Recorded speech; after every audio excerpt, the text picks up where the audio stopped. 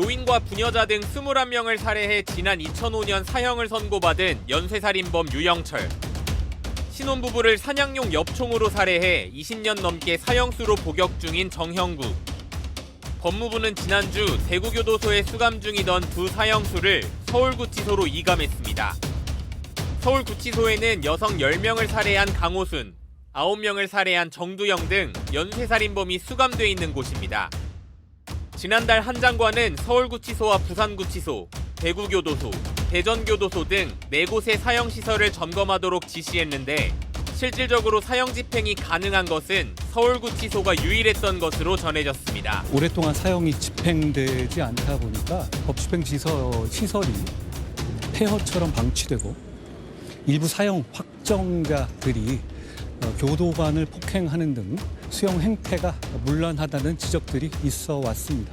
25년간 사형이 집행되지 않아 왔죠. 그렇지만 지난 어떤 정부도 사형을 집행하지 않는다고 명시적으로 입장을 정한 바는 없습니다. 사형의 집행은 국민의 법감정, 국내외의 상황들을 잘 고려해서 정해야 할 중요한 문제입니다. 사회에서 정말 용납할 수 없는 어떤 괴물의 경우에는 영원히 격리하는 방법이 반드시 필요하다고 생각합니다. 다만 지금 사형제 유연 여부에 대한 결정이 얼마 남지 않았고 결과적으로 우리 사회는 그 결정 이후에 뭔가 방법을 찾아야 되는 상황입니다. 저희는 사형제를 아직 합헌으로 유지하고 있고 사형을 언제든 집행할 수 있는 나라입니다. 그렇기 때문에 그 아래 단계에 가석방 없는 종신형을 만드는 것이 법적 질서에 어긋나지 않는다는 점 먼저 말씀드리고, 우리나라는 지난 1997년 이후 한 번도 사형을 집행하지 않은 사실상 사형제 폐지 국가로 사형시설이 26년간 방치돼 왔던 겁니다. 우리나라의 사형 선고를 받고 집행이 이루어지지 않은 사형수는 총 59명입니다. 최근 흉악범죄가 잇따르고 있는 가운데 언제든 사형을 집행할 수 있다는 메시지를 주기 위한 것으로 해석됩니다.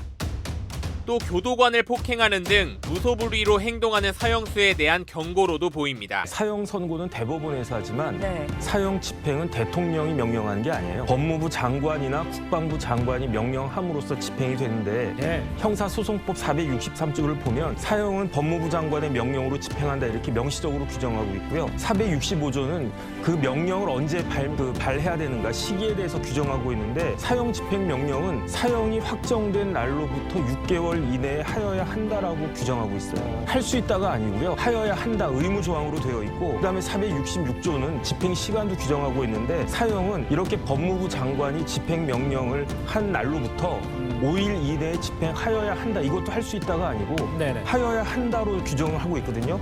그다음에 똑같은 내용이 군사법원법에 있는데 그 군사법원법은 법무부 장관 대신에 이제 국방부 장관으로 규정하고 있는 거죠.